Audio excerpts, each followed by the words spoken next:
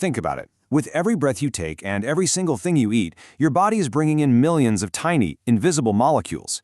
This is the fuel that powers literally everything you do. But what happens when that fuel can't get where it needs to go? Let's dive in. You know that feeling, right? When you're just completely exhausted or something feels off, but you can't put your finger on it. You're not fighting off a cold, you're getting plenty of sleep, but something is definitely not right. It's a feeling a lot of us can relate to. Well, the answer, surprisingly, often boils down to logistics. Yeah, seriously, it's not always some germ or virus. A lot of the time, it's basically a microscopic supply chain problem. The fuel delivery system inside your body has hit a snag. So to really get this, let's start with the first essential fuel our cells need every single second of the day, oxygen. We're going to look at what happens when the delivery trucks carrying that oxygen just can't finish their route. This right here. This is such a common story for people with a condition called anemia. It all starts with this deep, persistent tiredness that no amount of sleep can seem to fix. That's the first clue that the body's cells are basically running on empty. So how is this whole thing supposed to work? Okay, imagine your red blood cells are like a massive fleet of delivery trucks. They swing by the lungs, load up on all this precious oxygen, and then they just race through your bloodstream, making drop-offs to every single cell in your body. When it's working, it's a perfect system. Anemia, then, is really just a shortage of those delivery trucks. For one reason or another, the body just isn't making enough red blood cells to keep up with all the deliveries that need to be made. And the difference? Wow, it's stark. A healthy bloodstream is bustling. It's full of red blood cells, making sure every cell gets the oxygen it needs to feel energized. But in an anemic bloodstream, it's like a city during a trucker strike. There are way fewer trucks on the road, deliveries get delayed, and the cells are literally left starved for oxygen. And that is the root cause of that deep fatigue we were talking about. But, it's not just about the number of trucks. Another condition, asthma, causes a whole different kind of oxygen problem. In this case, the issue is at the loading dock, the lungs themselves. The airways get narrow, and that makes it tough to get enough oxygen into the body to even start the delivery process. All right, so oxygen isn't our only fuel. Our bodies also run on glucose. That's the sugar we get from our food. And just like with oxygen, huge problems can pop up when its delivery gets stuck. And here's another story. This one starts with feeling sick after you eat, like your food isn't digesting right. And there it is again, that same familiar symptom, feeling tired all the time. This time, the problem isn't getting fuel from the air, it's getting it from your plate. The key player here is a small, but trust me, mighty little organ called the pancreas.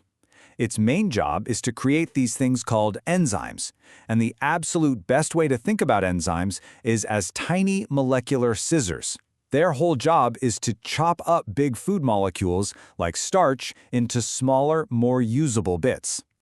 So in a healthy gut, those little enzyme scissors are working overtime, just snipping away at these long chains of starch, turning them into tiny, absorbable glucose molecules.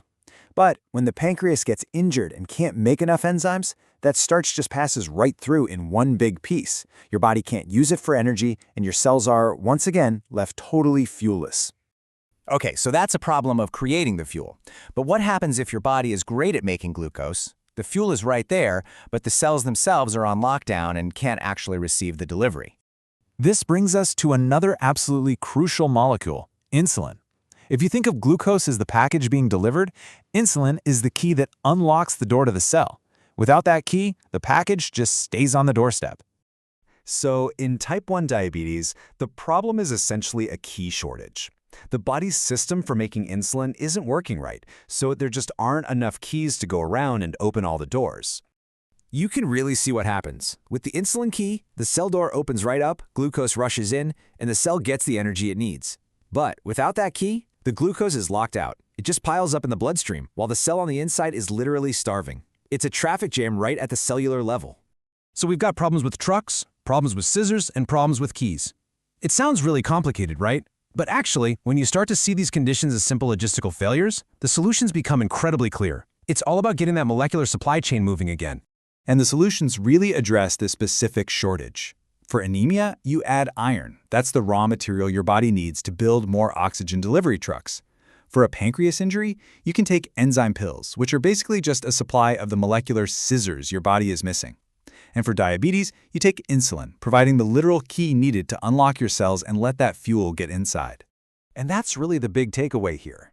Whether we're talking about anemia, asthma, a pancreas injury, or diabetes, the symptoms we feel, that fatigue, that shortness of breath, it all boils down to this one simple, really powerful idea: our cells just aren't getting the tiny, invisible molecules they desperately need to do their jobs. It really makes you wonder, doesn't it? Beyond just oxygen and glucose, what other incredibly complex, totally invisible supply chains are running inside you right this very second, keeping your personal engine humming along smoothly?